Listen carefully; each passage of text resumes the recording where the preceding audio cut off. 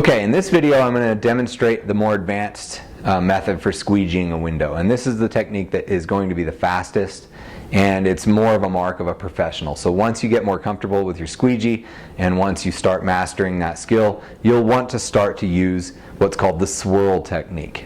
Okay, so wetting the window and everything is all the same. Okay, the only difference is going to be I'm not going to start by wiping my edges. I don't need to do that in this technique because my squeegee is not going to leave the glass. Okay, so I like to think of the window pane on this technique like a clock. So a clock, if I start at 10 o'clock, right, or I start at 2 o'clock, however you want to do it, if you're right-handed or left-handed, you can do that. So I usually start at 10 o'clock and I put my squeegee in at an angle right at the edge. Okay, and I'm going to go kind of upside down, and I'm going to start by pulling it, going upside down and then across, and as I'm going across, so I'm going up, and as I'm going across I'm turning my squeegee. Right, I'm rotating my squeegee so that by the time I get over here it's almost 90 degrees again. So here I'm starting upside down like this at a 45-degree angle, moving up, I'm going along the edge, okay, and I'm going to go down. I'm not going to go all the way down.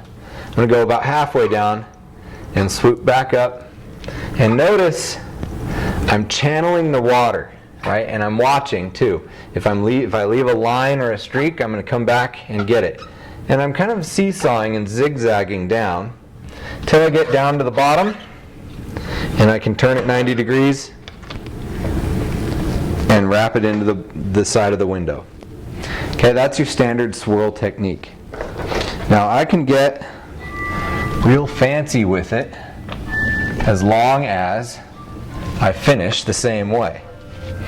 Right, so when I'm doing this technique and I'm on a big window or anything else, I can go kind of however I want, right? I don't have to, and I can go completely upside down, right? I can miss something and I can come back and get it, right?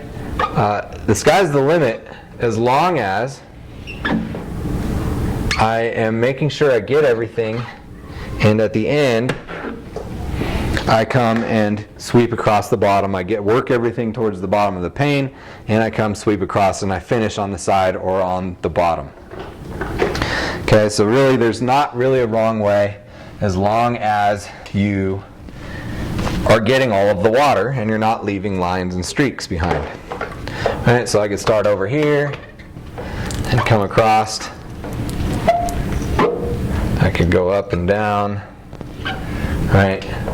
Doesn't really matter as long as, and I can even finish right here in the middle. Okay, however it works for you, whatever routine you build is fine as long as you're getting all of the water off. Okay, and then again I'm going to wipe up the drips, use my detail cloth to go around and get the edges. Okay, so I didn't need to wipe it with my terry cloth in the beginning because I'm going to come back through with this and swirl and get it. And that's the swirl technique, and you can use that inside, outside, big glass, little glass, doesn't matter. Let me show you another technique for maybe a taller or skinnier, more rectangular window. Okay, so we'll get it wet here, and this is going to be more of a Z pattern that I would use on this. So the swirl, you can use kind of a variation of the swirl. Okay, so in this case I'm going to go across, and it's kind of like the swirl, but I'm coming all the way down because it's longer, and then coming across like that. Another thing I could do is use a bigger squeegee, or let's say the window was smaller, and basically I could take my white towel and I could wipe this edge to make things easier, or I could do this pulling technique where I pull the water away from the edge and get a nice clean edge to work with. and I'm basically going to go across, down, and then like that. This isn't exactly the right size, but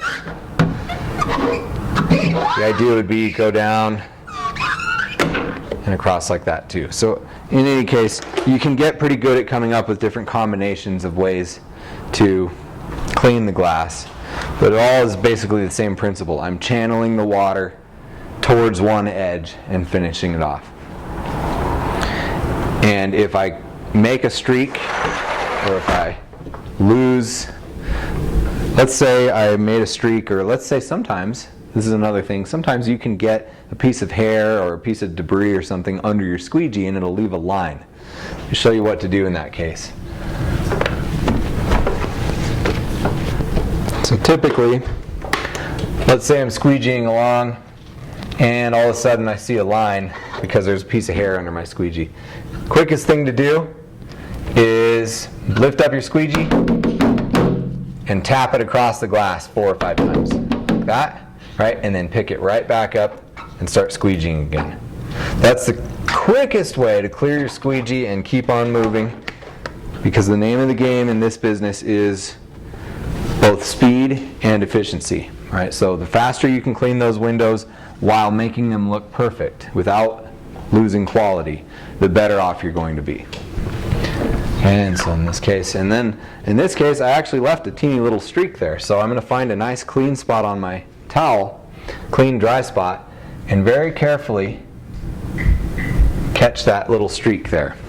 And I want to make sure I'm not making it worse. If I make it worse, then you might have to clean the glass again. But if you have a nice clean towel and the water is fairly clean, you can get away with getting your streak like that and getting it off. But you just want to make sure you look at all the angles and make sure that you didn't leave a worse smudge from your towel if your towel was dirty or the water was dirty or something like that.